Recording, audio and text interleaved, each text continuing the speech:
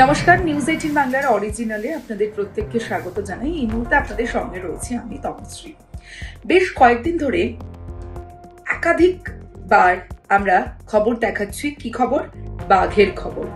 এবং জিনাত, আপনাদের মনে করিয়ে দেব, জিনাত হোক বা যমুনা বা ঝাড়খণ্ড সীমানায় বাঘ হোক বা সুন্দরবনের বাঘ, বিভিন্ন সময় আমরা এই নিয়ে যখন আলোচনা করছি, জিনাত প্রথমেই শিমলিপাল, ওড়িশার শিমলিপাল থেকে জিনাত একাধিক জেলা ঘুরে অবশেষে বাগে আসে বাঁকুড়া থেকে।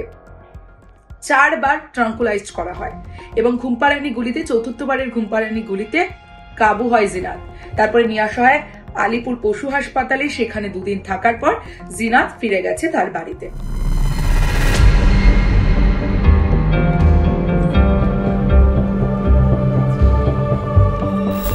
তারপরেই আবার গতকাল থেকে একটা খবর আপনাদের দেখাচ্ছি। ঝাড়খণ্ড সীমানায় সেখানে বাঘের আতঙ্ক, বাঘের পায়ের ছাপ মিলেছে।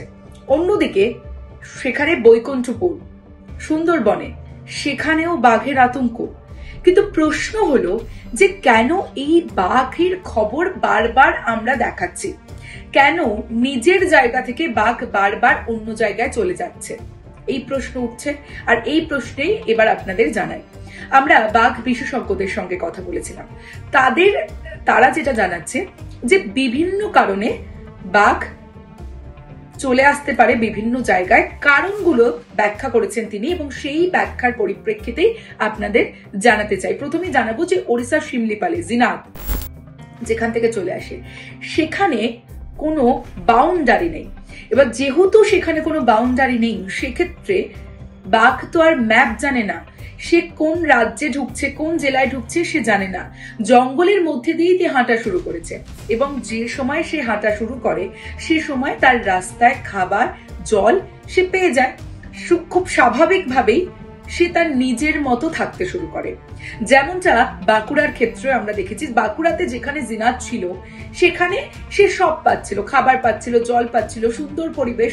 যদি আমরা বন দফতর তাকে না ধরতো, হয়তো সে আরো কয়েকদিন এভাবে বাঁকুড়াতেই কাটিয়ে দিত। এটা হচ্ছে একটা বিষয়। আর কেন আমরা ধরলাম, মানে বন দফতর কেন ধরলো, তার কারণ হলো যে যাতে মানুষের সঙ্গে কোনো কনফ্লিক্ট না তৈরি হয় জিনাতের।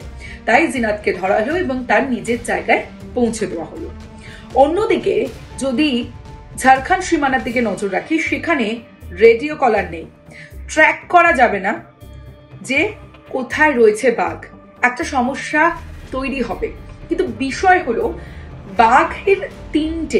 বাঘ সংরক্ষণের জন্য 3টে জায়গা অত্যন্ত গুরুত্বপূর্ণ।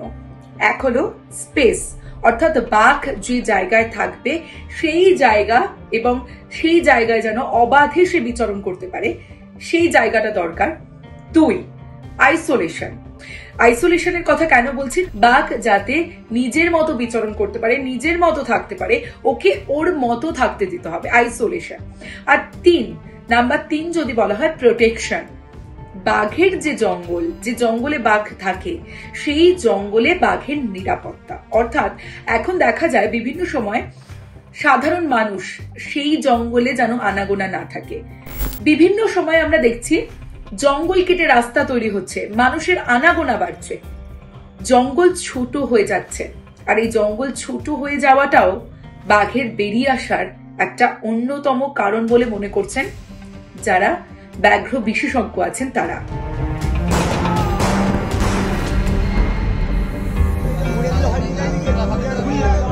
আপনাদের জানিয়ে রাখি যে ইতিমধ্যে একটা খবর সম্প্রচার হচ্ছে যে সুন্দরবনে সেখানে কুলতলিতে বাঘের গর্জন শুনে পালিয়েছে বন দফতর। এবার আপনাদের জানিয়ে রাখি যে কুলতলির বাঘ কেন বাঘের আতঙ্ক কুলতলিতে, এবং বারবার আমরা এই খবর দেখাই যে সুন্দরবনে বাঘের আতঙ্ক, কুলতলিতে বাঘের আতঙ্ক। কিন্তু আপনাদের জানিয়ে রাখি পুরো সুন্দরবনে বাঘ যে জায়গাটাতে থাকে সেখানে ফেন্সিং দেওয়া আছে, কিন্তু তারপরেও কি করে বাঘ লোকালয়ে চলে আসে? এই প্রশ্নটা যখন উঠছে তখন ব্যাঘ্র বিশেষজ্ঞরা বলছেন যে এই যে ফেন্সিং দেওয়া আছে, অনেক সময় সাধারণ মানুষ ওই ফেন্সিং কেটে কাঁকড়া চাষের জন্য যায়, অন্যান্য ক্ষেত্রে যায়, এবার এই যে অনেক সময় ছিঁড়ে যায়, এই সমস্ত কিছু দেখার দায়িত্ব বন দফতর। বন দফতর সর্বক্ষণ মনিটরিং করে, কিন্তু তার মাঝখানেও কেউ এই ঘটনা ঘটায়, তখন বাঘ লোকালয়ে চলে আসে। এটা সুন্দরবনে বাঘ লোকালয়ে এসে যাওয়ার কারণ। এবং ব্যাঘ্র বিশেষজ্ঞরা বলছেন শুধু তাই নয়, বাঘ চলে আসার কারণ অনেক ক্ষেত্রে হতে পারে। অনেক সময় কি হয়, জঙ্গলে অনেক শক্তিশালী বাঘ থাকে, আর সেই শক্তিশালী বাঘ যখন অন্য একটু কমজোর বাঘকে তাড়িয়ে দেয়, সেই বাঘ তখন চলে আসে, অন্যত্র খোঁজার চেষ্টা করে, অন্যত্র যাওয়ার চেষ্টা করে, তখন সে অন্য জায়গায় চলে যায়। এটা একটা কারণ হতে পারে। অনেক সময় প্রেগনেন্ট বাঘিনী যারা থাকেন, টাইগ্রেস, তারাও কিন্তু চলে আসেন।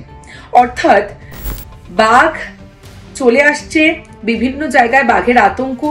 কিন্তু এই প্রশ্নটা প্রত্যেকের মনে থাকে, কেন বারবার এই খবর আমরা সম্প্রচার করছি? কেন বাঘ শিমলিপাল থেকে চলে এলো বাঁকুড়াতে? কেন ঝাড়খণ্ড সীমানায় বাঘের আতঙ্ক? কেনই বা কুলতলিতে বাঘের আতঙ্ক? তাই ব্যাঘ্র বিশেষজ্ঞদের যা মতামত, সেই মতামত অনুযায়ী একটা অরিজিনালস প্রতিবেদন তুলে ধরলাম আপনাদের সামনে। আশা করি প্রত্যেকের এই ইনফরমেশনটা কাজে লাগবে এবং প্রত্যেকের অনেক প্রশ্ন থাকে, সেই প্রশ্নের উত্তর পেয়ে গেছেন। আজ এখানেই শেষ করছি, আবারও দেখা হবে অন্য কোনো অরিজিনালস নিয়ে। দেখতে থাকুন নিউজ 18 বাংলা।